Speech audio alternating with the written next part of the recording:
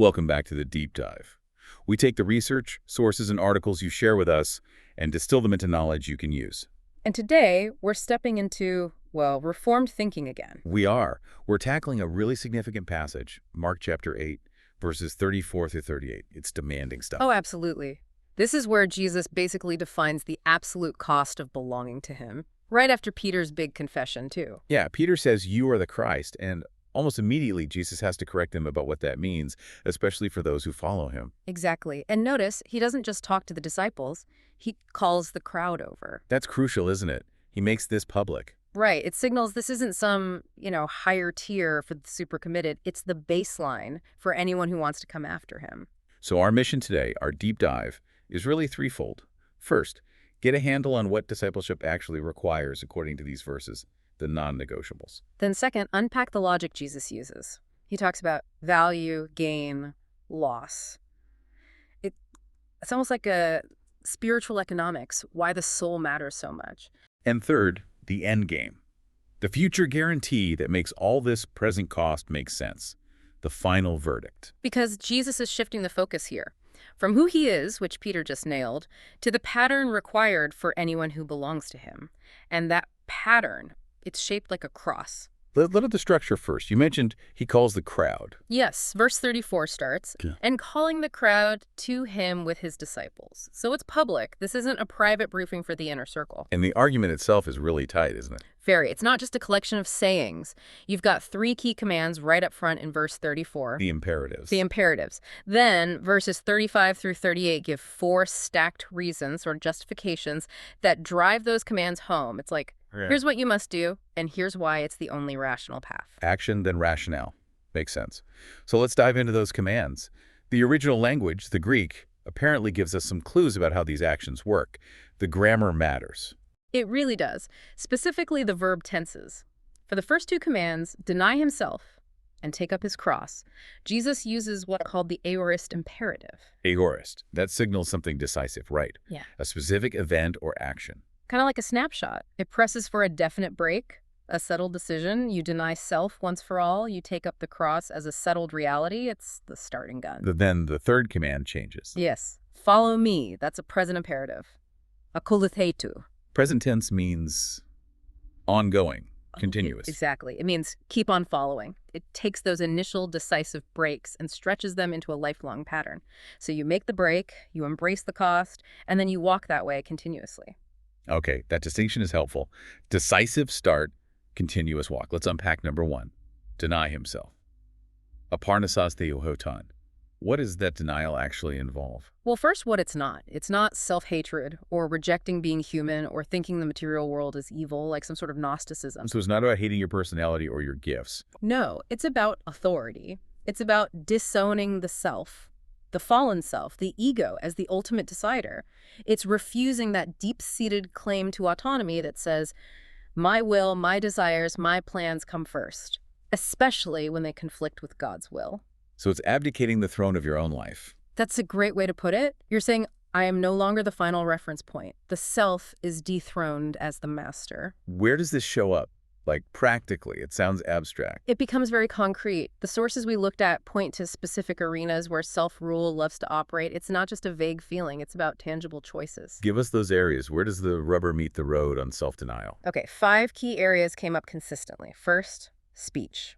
How we talk or type. Or type, absolutely. Denying self means your words aren't driven by wanting to look good or getting back at someone or just venting. It means subjecting your tongue and keyboard to Christ's standards of truth and kindness, even if being blunt or maybe cleverly critical would feel better or score points. Ouch. That's a daily battle right there. It is. Second area, sexuality. Denying self here means submitting desires and actions to Christ's lordship. It's rejecting the idea that if it feels right or if it's private, it's okay. It's about purity defined by God's word, not personal preference or cultural norms. Third. Money, possessions, finances. Self-denial hits the wallet. It means refusing to see money as your ultimate security, refusing to hoard it. It means generosity, trusting God's provision, aligning your financial life with kingdom priorities, not just, building your own little empire. Makes sense. What's fourth? Resentment, holding on to anger, bitterness, grudges. Self-denial means surrendering your right to be angry, even if the hurt was real. It means giving up the demand for personal vengeance or payback, and instead choosing forgiveness and maybe even praying for the person. That's tough. Extremely. And the last one, number 5. Image management. This is huge today. Denying self means you stop curating your public persona mainly to win approval or avoid disapproval. It means being willing to look foolish or be misunderstood or lose status because your loyalty is to Christ, not to popular opinion or your online brand. So it's about surrendering control in these really core areas of life. Yes, and there's a powerful connection made in the sources back to Peter himself, his later denial of Jesus. I do not know the man. Right. It's a sobering mirror. Discipleship starts with a denial, but it's denying the old master, the self. You say, I do not know that way of life anymore. You renounce self-rule to say, I am with him. It's a transfer of allegiance. Okay, so deny self. Then the second command, also aorist, decisive, take up his cross. Aratutan sturon atu. We really need to get the historical context right here, don't we? Absolutely critical. We cannot let this become sentimental or trivialized. In the first century, a cross wasn't a piece of jewelry or a symbol of general burdens. It wasn't having a bad day at work or dealing with a difficult relative. Not even close. It was an instrument of Roman execution. Brutal, shameful, public death. The picture is stark. A condemned criminal forced to carry the crossbeam to the place of his own execution. It was the ultimate symbol of submission to state power, defeat, and agony. So when Jesus tells followers to take up their cross, what does that translate to? It means willingly, deliberately embracing the potential suffering and loss that comes specifically from allegiance to him. It's accepting that following Christ might lead to public ridicule, social isolation, economic disadvantage, maybe even physical harm or death. It's the cost of loyalty. Precisely. It's saying yes to obedience, even when that obedience leads straight into hardship. It's confessing Christ when silence would be safer. It's choosing purity when compromise looks easier. It's aligning with his truth when that truth is unpopular or costly. And this isn't just a one-off crisis moment. You mentioned a rhythm. Right. While the taking up is decisive, aorist, the image implies carrying it. Luke's version adds daily. It suggests this posture of readiness for cost isn't just for emergencies. It's the constant contour of the path that follows Jesus. The road. His followers' walk looks like the road. He walked to Golgotha. You keep the cross, metaphorically, on your shoulder. Okay, so deny self, take up the cross. Both decisive starting points. Then the third command shifts gears. Follow me, akote tumoi. Present imperative. Keep on following. This gathers up the first two. Yes. It turns the initial break and embrace into a sustained way of life. It's about sticking close to Jesus, constantly aligning your life with his person, his teaching, his example, as revealed in Scripture, day in, day out.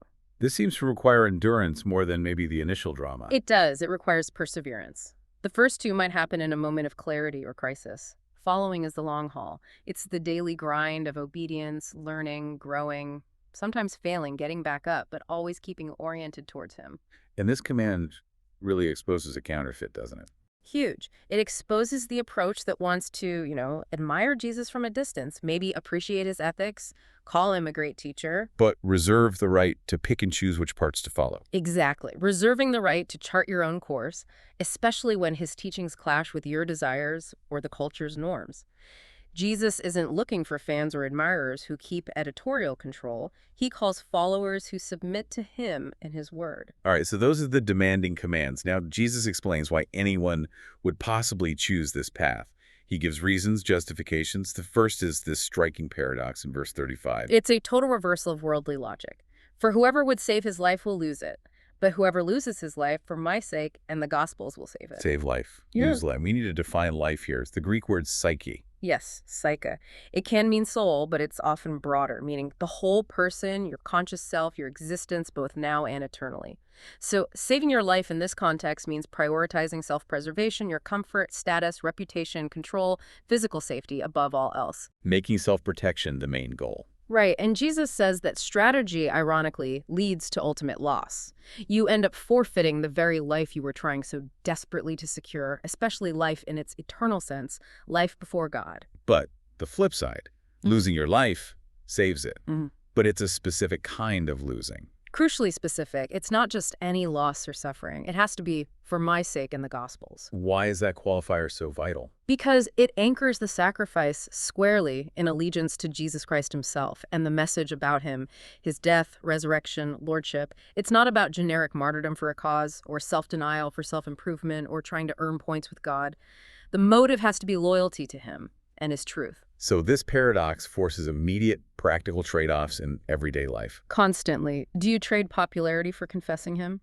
Do you trade comfort for obedience? Do you trade keeping a secret that protects your image for speaking the truth? Do you trade hoarding resources for generosity driven by faith? It forces you to see that clinging to the life defined by this world is actually the path to losing everything that matters. Okay, paradox number 1. Clinging kills, surrender saves. Then comes the second reason, verses 36 and 37. Here, the logic shifts to, well, value assessment. Yeah, he uses marketplace language. For what does it profit a man to gain the whole world and forfeit his soul? For what can a man give in exchange for his soul? It's like he's asking us to do the math. Let's consider that first part. Gain the whole world. What does that even mean? It's hyperbole, obviously, but what's included? It's the ultimate what if. Imagine getting everything this world values, all the money, power, fame, influence, pleasure, success, health, intelligence, everything you could possibly accumulate. The absolute maximum jackpot of earthly achievement and possession. Okay, got it. The absolute peak of worldly success. Jesus says, even if you could achieve that which no one actually does, what's the profit if, in the process, you forfeit your psyche, your essential self, your eternal standing before God? The answer is implied. It's a catastrophic loss. Yep. Zero profit. Actually, infinite debt. It makes any real-world compromise look foolish by comparison. Totally. Most people don't trade their soul for the whole world. They trade it for much less. A promotion, a relationship, avoiding an awkward conversation, keeping the peace. Jesus' point is, even the maximum possible gain isn't worth it, so how much less sense does it make to trade your soul for these smaller things? And that leads into the second question in verse 37. What can a man give in exchange for his soul? The antalagma. Right. Antalagma means like a ransom price, an equivalent value given in trade. Once your soul is forfeited, what currency do you have to buy it back? And the answer is? Nothing. There is no price you can pay, no amount of good deeds later, no apologies, no philanthropic legacy, no scientific breakthrough can repurchase a soul once it's lost through ultimate denial of Christ. The transaction is final from the human side. The Old Testament, Psalm 49, seems to echo this, right? Directly. Psalm 49 says, no one can ransom another or give God the price of his life because the ransom for a soul is too costly. Payment ceases forever.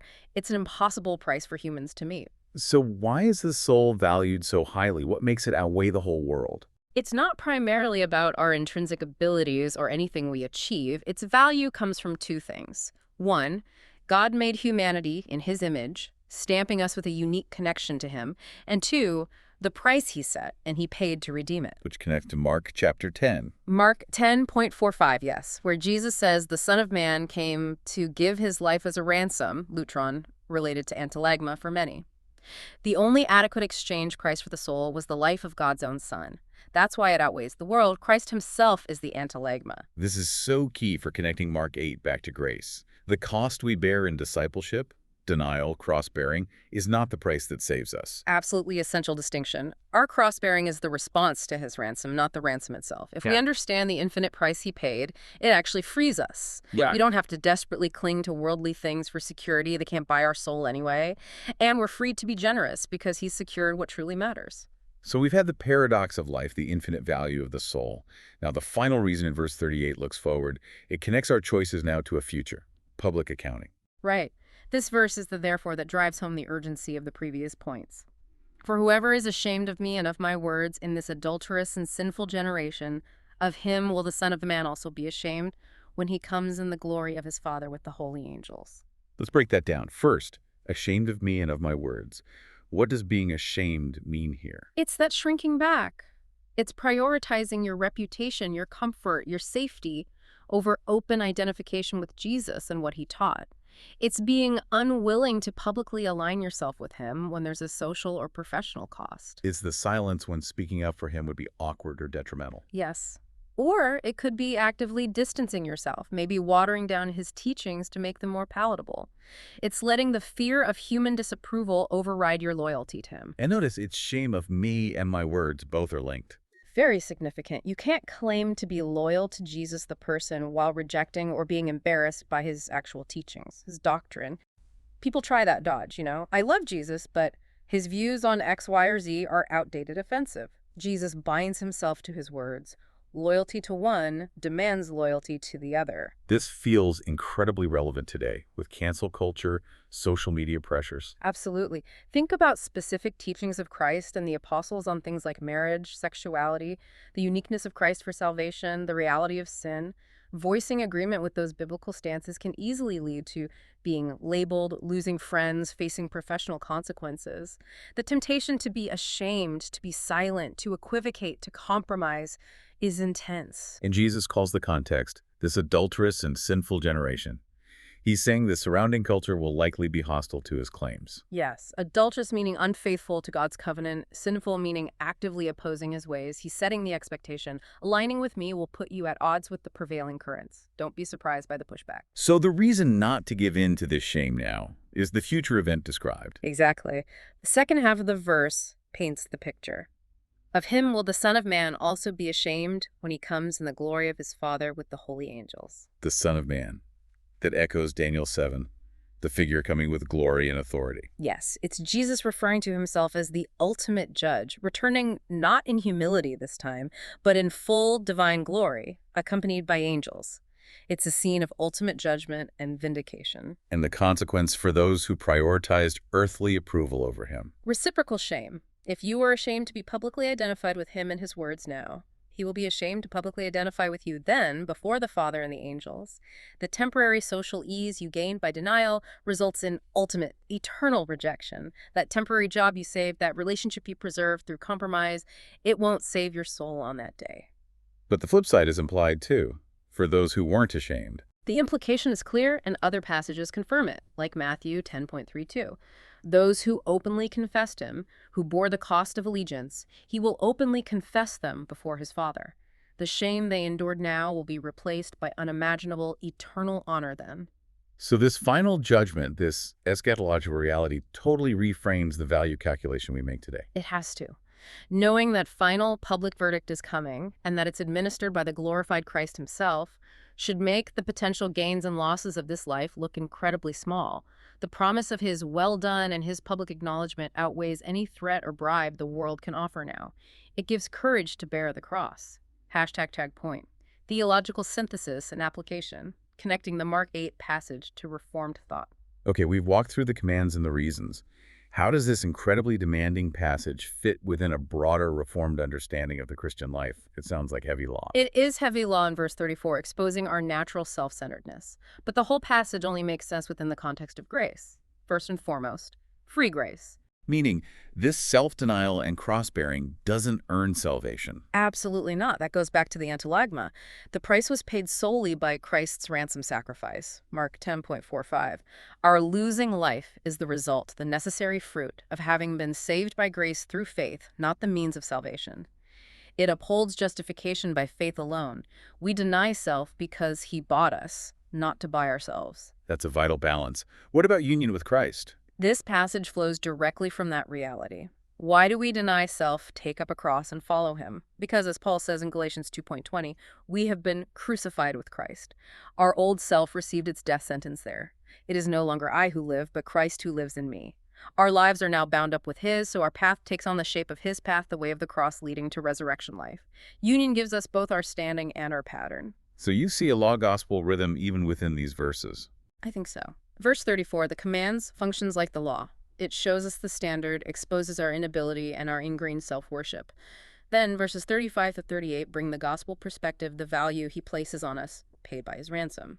The certainty of future glory, the warning against fatal compromise. The law shows the need, the gospel provides the motivation and the security to obey. And that phrase, me and my words, in verse 38 connects to sola scriptura, Definitely. Our allegiance isn't to a vague spiritual idea of Jesus or to our own interpretations or feelings about him. It's tied to his words, his doctrine, the specific revelation he entrusted to the apostles, and which we now have in Scripture. That rules out making up our own version of Christianity or editing his teachings to fit the times. Loyalty is to the Christ revealed in his word. Okay, thinking about these theological anchors helps us spot counterfeits. Yeah. How does Mark 8 challenge, say, prosperity teaching? Well, it's almost the polar opposite, isn't it? Prosperity teaching often suggests faith is a means to earthly gain, comfort, and health. Jesus here explicitly says the path involves losing life for his sake, taking up a cross, an instrument of suffering and death, with the promise being future glory, not present ease. Mark 8 expects loss now. What about moralism or legalism? Trying to earn God's favor through strenuous effort. Mark 8 undermines that by the logic of the ransom. Verses 36-37 show that no amount of human effort, including rigorous self-denial, can possibly pay the price for the soul. Legalism tries to use the cost of discipleship as the currency for salvation, but Jesus makes it clear the currency is his life alone.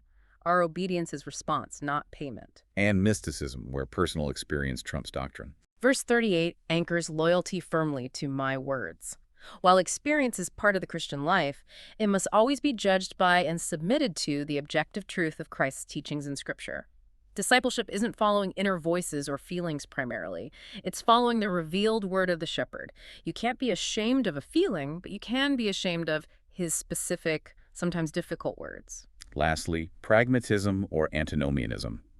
The idea that we can downplay obedience for effectiveness, or that grace makes obedience optional. Mark 8 is a strong corrective here. Jesus, facing a crowd, intensifies the demands. He doesn't soften them for recruitment purposes. He refuses to trim the truth to win followers. And he clearly links saving faith with active following and costly allegiance, countering any idea that grace means we can just believe intellectually and then live however we want. Confession and cross-bearing are not optional add-ons. So let's bring this home. How does this passage translate into a practical daily life strategy for someone listening right now? It's not just a one-time event. Right. Luke's version adding daily is key.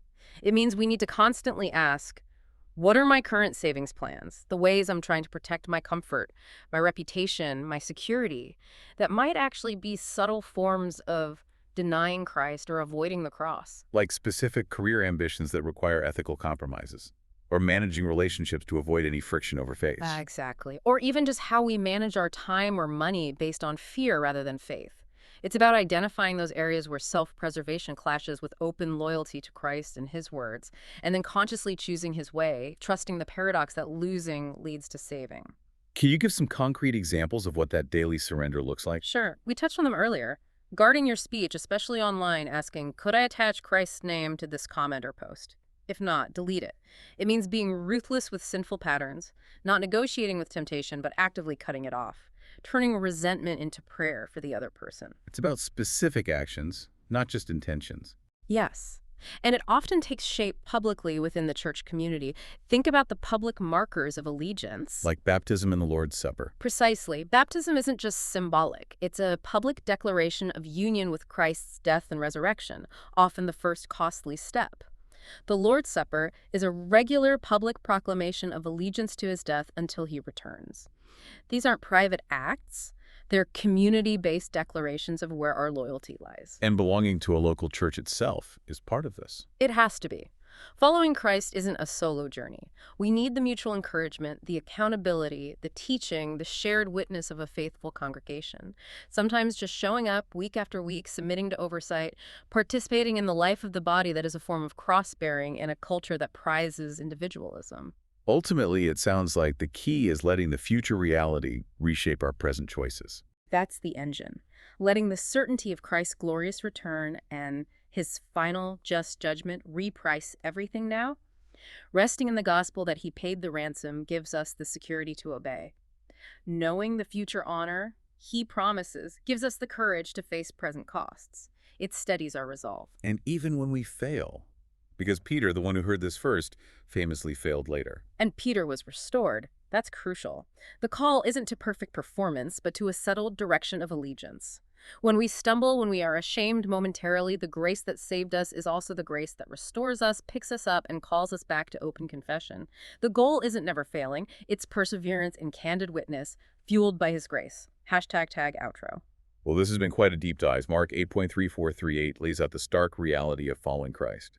It seems the paradox is unavoidable. The only way to truly save your life, your psycho, is to hand it over completely to the one who bought it with his own life. That's the heart of it. We have to stop evaluating our lives using the world's currency, status, comfort, approval. Jesus uses the extreme example, gaining the whole world, to show that even that is worthless compared to the soul, compared to standing rightly before God. Self-denial, cross-bearing, following him, it's the only path that aligns with reality. So, as we wrap up, maybe a final thought for you, the listener, to carry through the week. Think about this. Where did silence benefit you this past week?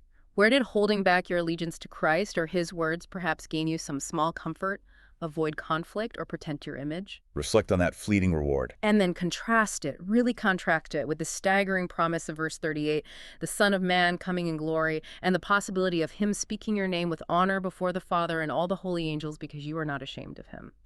Let that future reality shape your choices today. A powerful thought indeed. The King is coming. Let's live like it. Until next time, keep digging into the Word.